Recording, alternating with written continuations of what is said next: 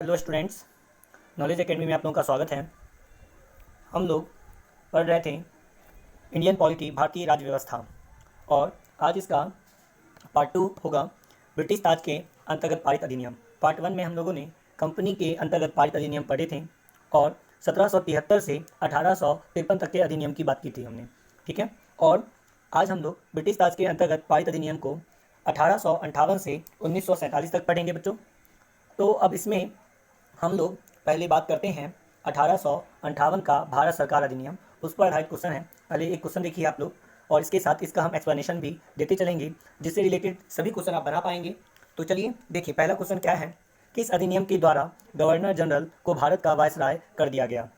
आपके पास 5 सेकंड का समय है और आप अपने जवाब दीजिए। ठीक है बच्चों, तो इसका राइट आंसर क्या है, भारत सरकार अधिनियम 1858। तो अब हम लोग भारत सरकार अधिनियम 1858 देखते हैं।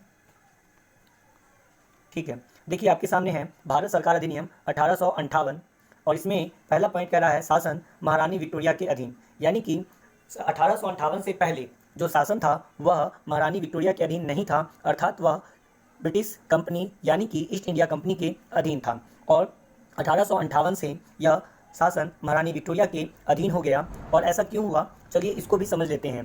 देखिए 1857 में एक विद्रोह हुआ जिसे हम सिपाही विद्रोह के नाम से जानते हैं, और यह हमारा यानी कि भारत का प्रथम स्वतंत्रता संग्राम था। इसी के दौरान भारत का शासन कंपनी से लेकर ब्रिटिश क्राउन यानी कि महारानी विक्टोरिया के अधीन हो गया, और इस तरह से अब जो शासन की बागडोर थी भारत की वह महारानी विक्टोरिया के अधीन हो गई। सेकेंड पॉइंट देखिए बच्चों, सेकेंड पॉइंट क्या है कि गवर्नर जनरल भारत का वायसराय, यानी कि भारत सरकार अधिनियम 1858 में गवर्नर जनरल को भारत का वायसराय कहा जाने लगा, और भारत के प्रथम वायसराय लॉर्ड कैनिंग बने। ठीक है स्टूडेंट्स, चलिए ये आपके 2 पॉइंट्स हो गए। देखिए फिर 1858 में और क्या बातें की गई थी, और कहा गया नियंत्रण बोर्ड और निदेशक बोर्ड यानी कि निदेशक कोर्ट यानी कि कोर्ट ऑफ डायरेक्टर्स ये समाप्त कर दिए गए। यानी कि 1773 में कोर्ट ऑफ डायरेक्टर्स की बात हम लोगों ने की थी, और पिट्स इंडिया एक्ट 1784 में हम लोगों ने नियंत्रण बोर्ड की बात की थी, और ये दोनों जो है समाप्त कर दिए गए 1858 में। तो इस तरह से ये थर्ड पॉइंट हो गया। इन सभी पॉइंट से स्टूडेंट्स क्वेश्चन बनते हैं, और इससे रिलेटेड हम और भी क्वेश्चन लेके आए हैं, जिसे आप देखेंगे किस तरह के क्वेश्चन होते हैं और आपको कितने क्वेश्चन पहले से याद थे। अगर याद थे तो आपका रिवीजन होगा, आप हमारे साथ बने रहें। चलिए नेक्स्ट पॉइंट देखते हैं। नए पद भारत के राज्य सचिव का सृजन हुआ, यानी कि भारत में जो है एक नया पद लाया गया, वह क्या था, भारत का राज्य सचिव। यह भारत का राज्य सचिव जो है वह ब्रिटिश संसद के प्रति उत्तरदायी था, और संपूर्ण प्रशासन की शक्ति जो है वह नियंत्रण की शक्ति यह इसको दी गई थी। ठीक है स्टूडेंट्स, तो इस तरह से हमें ध्यान रखना है, क्योंकि यहाँ से क्वेश्चन बनते हैं। उसके बाद क्या हुआ कि जब ये नए पद जो है भारत के राज्य सचिव का सृजन किया गया, तो इसकी सहायता के लिए 15 सदस्यीय परिषद का गठन किया गया। ठीक है, यह परिषद क्या कहलाया, यह परिषद कहलाया सलाहकार परिषद। ठीक है, तो इस तरह से हम लोगों ने इसके सभी पॉइंट्स देख लिए जो भी 1858 के अंतर्गत थे, और इससे रिलेटेड क्वेश्चंस आते हैं। चलिए आगे देखते हैं हम लोग क्या है। देखिए ये सेकंड क्वेश्चन है, भारत के प्रथम वायसराय कौन बने। ठीक है स्टूडेंट्स, तो आपके पास 5 सेकंड का समय है, आप अपना जवाब हमें बताएं। ठीक है स्टूडेंट्स, तो भारत के प्रथम वायसराय बने लॉर्ड कैनिंग। ठीक है, जैसा कि हमने आपको पिछले पॉइंट्स में यहाँ पर क्लियर कर दिया है, गवर्नर जनरल भारत का वायसराय, ब्रैकेट में हमने लिखा है लॉर्ड कैनिंग, यानी कि प्रथम वायसराय जो है वो लॉर्ड कैनिंग थे। ये सेकंड पॉइंट। ठीक है स्टूडेंट्स, चलिए आगे बढ़ते हैं हम लोग। इस तरह से हमारा आंसर क्या है, लॉर्ड कैनिंग, याद रखना है आपको। आगे बढ़ते हैं थर्ड क्वेश्चन की ओर। देखिए थर्ड क्वेश्चन क्या है, किस अधिनियम द्वारा नियंत्रण बोर्ड और निदेशक कोर्ट यानी कि कोर्ट ऑफ डायरेक्टर्स समाप्त कर दिया गया। ठीक है स्टूडेंट्स, आपके पास 5 सेकंड का समय है, अपना जवाब दें।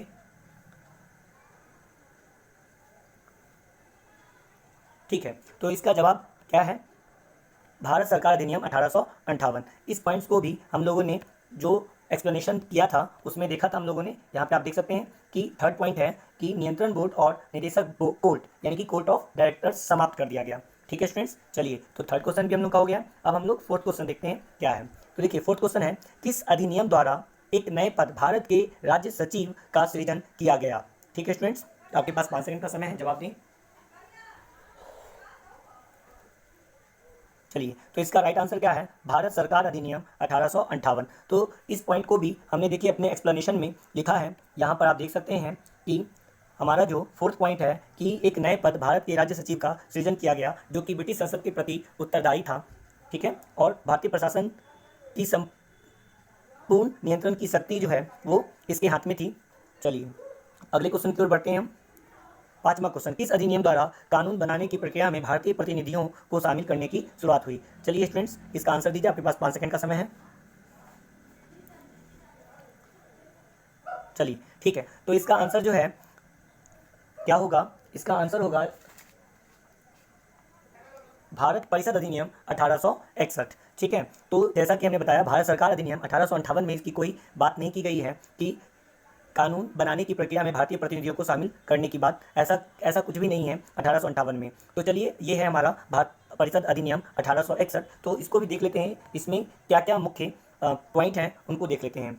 चलिए तो अब देखिए हमारे पास है भारत परिषद अधिनियम 1861। इसमें क्या क्या बातें हुई, इसकी विशेषता क्या है देखते हैं। पहला पॉइंट है कानून बनाने की प्रक्रिया में भारतीय प्रतिनिधियों को शामिल करने की शुरुआत, यानी कि 1861 से अब जो भी कानून बनते वह भारत में जो भी कानून अब बन रहे थे वह उसमें भारतीय प्रतिनिधियों को भी शामिल किया जाने लगा और उनका भी विचार जो है लिया गया। ठीक है, उसके बाद नेक्स्ट पॉइंट क्या है? विकेंद्रीकरण की प्रक्रिया की शुरुआत, यानी कि 1773 से लेकर 1853 तक जो भी अधिनियम पारित हुए उनका जो है केंद्रीकरण की ओर बढ़ता जा रहा था अधिनियम। लेकिन जैसे ही भारत परिषद अधिनियम 1861 आया तो अब शुरुआत हो चुकी थी विकेंद्रीकरण की, यानी कि अब जो है सत्ता यानी कि शासन की बागडोर सिर्फ केंद्र के हाथों में नहीं, उसके नीचे के स्तर पे, प्रांतों के स्तर पे, ठीक है, उसके नीचे जो भी सरकारी कर्मचारी काम कर रहे थे उनके अंतर्गत भी दी गई, यानी कि अलग अलग लोगों में शक्तियों को बांट दिया गया। और उसके साथ ही अगला पॉइंट देखते हैं क्या कह रहा है? पोर्टफोलियो प्रणाली को मान्यता दी गई। अब देखिए क्या है यहाँ पे पोर्टफोलियो, इसको समझना है। पोर्टफोलियो प्रणाली क्या थी? तो देखिए जैसा कि कहा गया कि विकेंद्रीकरण की प्रक्रिया की शुरुआत हो गई थी, यानी कि अलग अलग काम की शक्ति अलग अलग पद पर रहने वाले सरकारी अधिकारियों को दी गई। तो पोर्टफोलियो प्रणाली में ये कहा गया कि एक सरकारी अधिकारी जो भी सरकार के अंतर्गत काम कर रहा है वह एक से अधिक विभागों को देख सकता है, यानी कि एक से अधिक विभागों का कार्यभार संभाल सकता है एक भी सरकारी कर्मचारी। ठीक है, चलिए तो इस तरह से बात हुई। और ये जो पोर्टफोलियो प्रणाली को जो मान्यता दी गई थी यह किसके द्वारा दी गई थी? यानी कि उस समय जो थे लॉर्ड कैनिंग, उन्हीं के अनुसार, उन्हीं के कहने पर ये पोर्टफोलियो प्रणाली को मान्यता भी दी गई थी। ठीक है, चलिए अगला पॉइंट देखते हैं। कह रहा है भारत परिषद अधिनियम 1861 में कि आपातकाल में वायसराय को परिषद के बिना अध्यादेश जारी करने की शक्ति दी गई, यानी कि 1861 में यह आया कि वायसराय परिषद के बिना भी क्या कर सकता है? अध्यादेश जारी कर सकता है। लेकिन यहाँ पर एक बात और ध्यान रखनी है कि ये अध्यादेश सिर्फ 6 माह के लिए ही जारी होते हैं। ठीक है स्टूडेंट्स, चलिए अब आगे बढ़ते हैं। अगला प्रश्न है किस अधिनियम द्वारा वायसराय को आपातकाल में परिषद की संस्तुति के बिना अध्यादेश जारी करने की शक्ति प्रदान की गई? चलिए आपके पास 5 सेकंड का समय है, आंसर दें।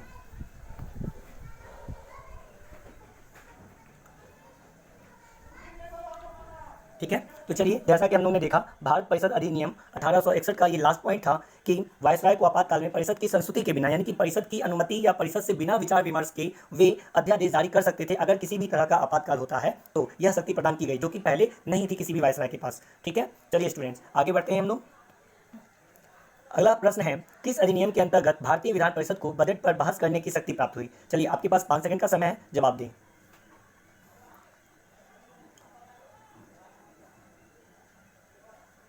ठीक है, तो इसका जवाब क्या होगा? इसका जवाब है भारत परिषद अधिनियम 1892। तो चलिए हम लोग देखते हैं कि भारत परिषद अधिनियम 1892 में और कौन कौन सी बातें बताई गई, कौन कौन से अधिनियम जो हैं लागू किए गए। चलिए देखते हैं। तो अब आपके सामने है भारत परिषद अधिनियम 1892। तो देखिए इसमें क्या क्या मेन पॉइंट्स हैं। पहला पॉइंट है केंद्रीय और प्रांतीय विधान परिषद में अतिरिक्त सदस्यों की संख्या बढ़ा दी गई। चलिए तो देखते हैं पहला पॉइंट क्या था। केंद्रीय और प्रांतीय विधान परिषद में अतिरिक्त सदस्यों की संख्या बढ़ा दी गई।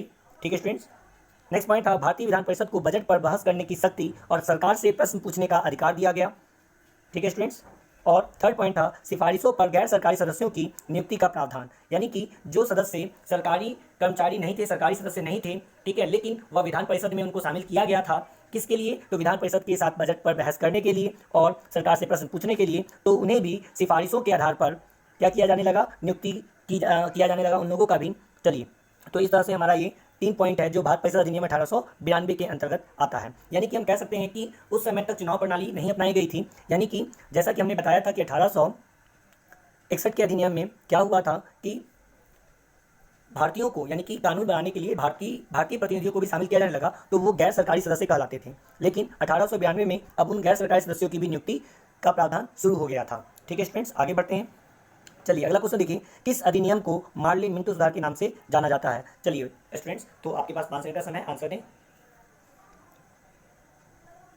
ठीक है, तो इसका राइट आंसर क्या होगा स्टूडेंट्स, भारत परिषद अधिनियम 1909 को मार्ले मिंटो सुधार के नाम से जाना जाता है। तो चलिए अब देखते हैं भारत परिषद अधिनियम 1909 में क्या क्या मुख्य बातें हैं, उनकी क्या क्या विशेषताएं हैं। तो चलिए देखिए, भारत परिषद अधिनियम 1909 के मुख्य बिंदु क्या क्या हैं। तो पहला है मार्ले मिंटो सुधार, यानी कि 1909 के भारत परिषद अधिनियम को मार्ले मिंटो सुधार के नाम से जाना जाता है। और इसमें देखिए ब्रैकेट में हमने कुछ पॉइंट्स लिखे। क्या, मार्ले जो थे वह इंग्लैंड में भारत के राज्य सचिव थे और मिंटो भारत में वायसराय थे। तो इन्हीं दोनों के कुछ प्रयास के कारण, ठीक है, कुछ ऐसे अधिनियम आए जिनसे कानून व्यवस्था में कुछ सुधार आया और इस तरह से इसे मार्ले मिंटो सुधार के नाम से जाना जाने लगा। ठीक है स्टूडेंट्स, अगला पॉइंट देखते हैं हम लोग, क्या है, भारतीयों को विधि निर्माण तथा प्रशासन दोनों में प्रतिनिधि, यानी कि अब जो भारतीय थे, पहले हमने देखा क्या 1800 अगर हम बात करें 61 की, तो उसमें भारतीय प्रतिनिधि को शामिल किया जाने लगा।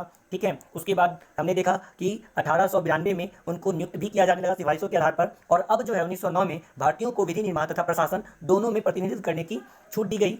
ठीक है स्टूडेंट्स, आगे बढ़ते हैं हम लोग। अब क्या है, पृथक निर्वाचन के आधार पर मुस्लिमों के लिए सांप्रदायिक प्रतिनिधित्व का प्रावधान, यानी कि अब जो है क्या है, मुस्लिम अपने समुदाय, अपने संप्रदाय के आधार पर अपने प्रतिनिधि को चुन सकते थे। उनके लिए अलग चुनाव यानी कि अलग निर्वाचन प्रणाली का प्रावधान किया गया। ठीक है, इस तरह से पृथक निर्वाचन के आधार पर मुस्लिमों के लिए सांप्रदायिक प्रतिनिधित्व का प्रावधान शुरू हुआ कब, भारत परिषद अधिनियम 1909 के द्वारा। ठीक है स्टूडेंट्स, आगे बढ़ते अगला पॉइंट क्या कह रहा है, सांप्रदायिक निर्वाचन के जनक लॉर्ड मिंटो, यानी कि सांप्रदायिक निर्वाचन के जनक, ऐसा प्रश्न पूछा जाता है कि किन्हें कहा जाता है सांप्रदायिक निर्वाचन के जनक, तो आप कह सकते हैं क्या होगा, लॉर्ड मिंटो। तो ये आपको याद रखना है, इस पर प्रश्न बनते हैं। चलिए आगे भी प्रश्न देखते हैं हम कुछ, क्या है वो प्रश्न।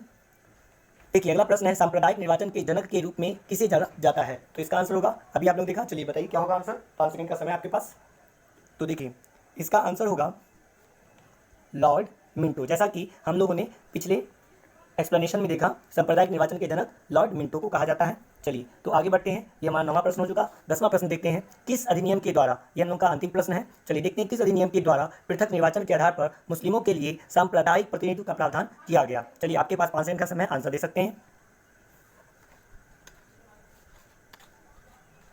चलिए तो देखते हैं इसका राइट आंसर क्या होगा, भारत परिषद अधिनियम 1909। ठीक है, तो इस तरह से बच्चों आज के जो है 10 प्रश्न हम लोगों ने देखे। और ये 10 प्रश्न ही नहीं है बच्चों, स्टूडेंट्स सॉरी, ये 10 प्रश्न ही नहीं है, साथ में ये क्या है, ये जो है ऐसे अनेक प्रश्न जो भी हमने जितने भी अधिनियम पढ़े, 1858 पढ़ा, 1861 पढ़ा, 1892 पढ़ा और 1909, उनसे रिलेटेड जितने भी प्रश्न बन सकते हैं, अब आप उन सभी प्रश्नों का जवाब दे सकते हैं स्टूडेंट्स। ठीक है, तो चलिए हम लोग जो है आज की क्लास खत्म करते हैं। और हमारी वीडियो को देखने के लिए आपका बहुत बहुत धन्यवाद। अगर हमारी वीडियो आपको पसंद आई हो तो इसे प्लीज़ लाइक, शेयर और सब्सक्राइब जरूर कर लें। और हमें कमेंट में बताएं कि कैसा लग रहा है आपको वीडियो, और इस तरह के वीडियो हम लाते रहेंगे आप लोग के लिए, और ये बिल्कुल आपको फ़ायदा पहुंचाएगा अगर आप हमारे साथ बने रहते हैं। ठीक है स्टूडेंट्स, चलिए आज के लिए इतना ही, धन्यवाद।